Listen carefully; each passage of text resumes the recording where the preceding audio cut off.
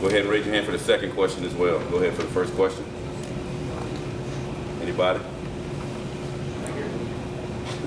Well, what did you think? I didn't like how we started. One of the things I had to explain to this team, we've got a lot of young guys, I was just disappointed that the older guys don't understand that anybody that comes in this building, this is a big deal for them to play here. And they play out of their minds. Every team we play. So if you let them beat you to balls and you don't play harder than them, that's the kind of effort, that's what happens. In the second half, I think they got a little worn down and weren't able to make the shots they made early, and then you spread the game out. Without Michael Gilchrist and Anthony Davis, we're down at halftime. Those two were so good at the first half, that's the only reason we were up. Coach, what was your message to Terrence and the team after last night? I didn't see who asked me that. Right back. Straight back. Oh, well, you know, he understands, and the team understands. We have a curfew now. The beginning of every year, I give them an opportunity to, you know, figure it out, police each other, do your thing, and they know the night before a game. Come on, but he's, you know, he knows. He feels bad at what he did, and so we'll deal with it. Now we have curfew. Not all bad. We'll go, you know, curfew weekdays and weekends and have these guys in and settle in on what we've got to do. Coach, what can you learn from having, with all these young players, playing the Rupp Arena with a giant target on your back with all this tradition? What can the players learn from this game? What happens is, like the last game, Marcus Teague started so good, our team started so good.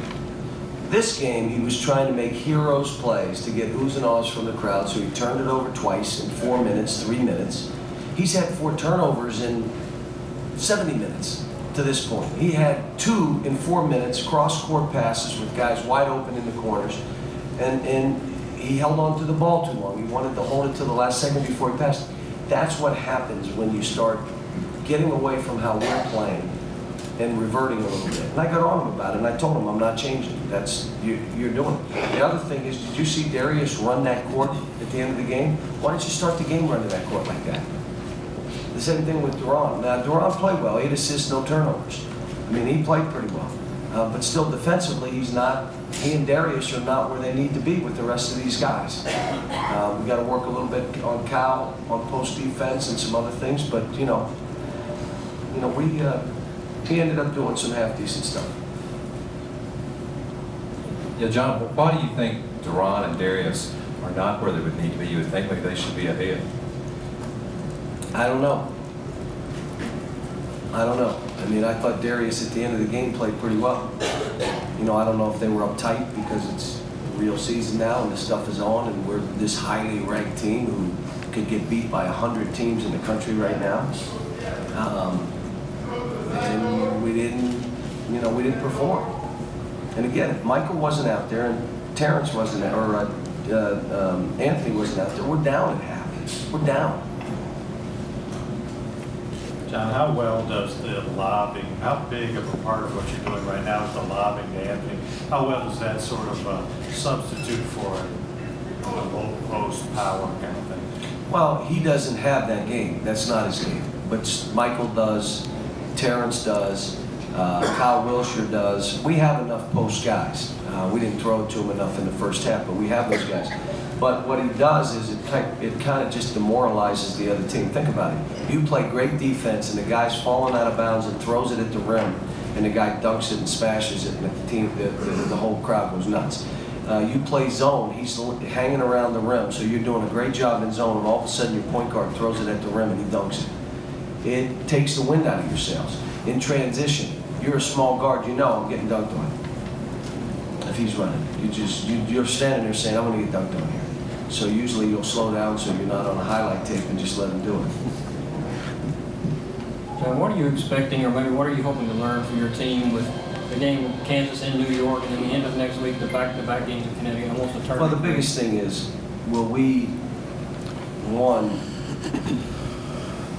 play the way you have to play for us to win. In other words, as a point guard, will you play the way you've played, or you revert? Will guys play for numbers or play for us? I really think we'll be fine. I just don't know if we're ready to play a team like Kansas, or maybe a team like Penn State, a team that's you just saw the first half of this game. You had to walk away saying, maybe he's right. Then you see the second half and say, I can beat anybody. Well, what about the first half? What if we play 2 halves that way? Anybody in the country can beat us.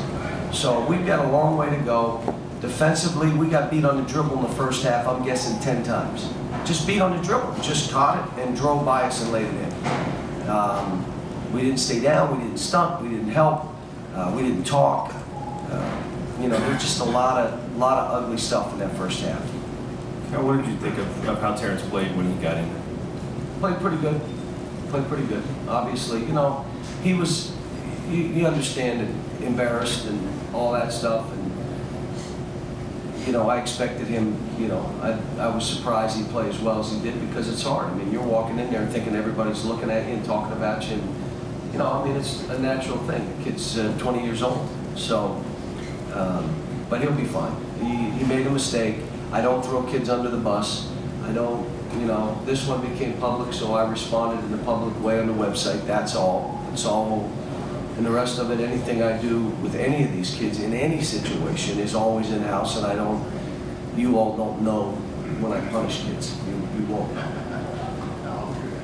John, Marist didn't drive, as you said, didn't drive the ball nearly as much in the second half. Was that just an effort thing or some adjustment? Well, we played better. We stunted off the ball better. We helped off the ball better. But I think part of it is, they got a little tired. I mean, I thought in the second half, they wore down in shots. They shot 50% in the first half. I mean, I'm going to say it again. Do you remember we played Miami of Ohio? We're down 18 in the first half. I mean, teams are going to come in here and play out of their mind. Penn was up, 16 on us last year? Penn won like 10 games, 9 games. They come in here, they're up 16. They go out of their mind. And our team, I'm not sure we understand that yet. Cal, what's the best thing you guys are doing? Winning. It's nice, I love winning.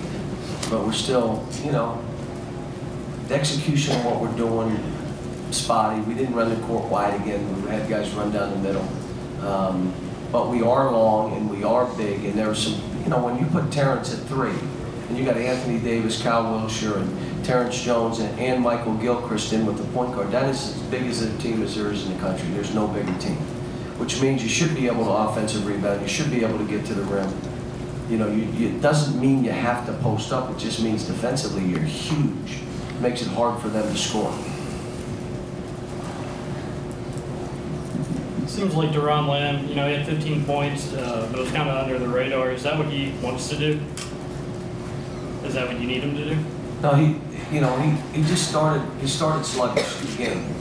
He didn't have the fire. Not everybody can play like Michael Gilchrist, but you want him to strive to do that. Now, if you're not used to playing that way and you start playing that hard, sometimes you won't play as well because you're not used to playing that hard. You're not used to catching it, running that fast, and making that play. And I call it playing outside your comfort level. And that's why you want to practice that way. Be uncomfortable. Make yourself uncomfortable.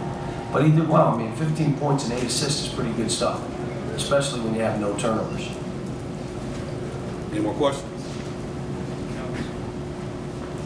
Does that give you, I don't know the circumstance, but does it give you a little more confidence in Deron if you got to run at the point a little bit? You can He's fine. He's fine. We had a screwed up rotation because Terrence didn't start. But, when the rotation in the second half was better, it was a little bit easier. So, and by the way, it's my son's, imagine 11-11-11, my son's 15th birthday today. So, happy birthday, Bradley. Last question. John, you made a point yesterday about how Marcus was not hunting shots and obviously not turning the ball over. What do you suspect was the reason why he sort of... Because it's real and it's television and it's first time in this environment, my first game out of the gate, and he lost his mind a little bit. And I got on him during the game. He's not been used to be coached, but I told him, hey, I've coached point guards before, and the ones that listen to me do fine. So just listen to what I'm saying to you and stop arguing with me and just do what I'm asking you to do. I got you, coach. So he's a good kid. We got good players who are good kids. Now we just got to make sure they understand the intensity and the fire they got to play with. Thanks.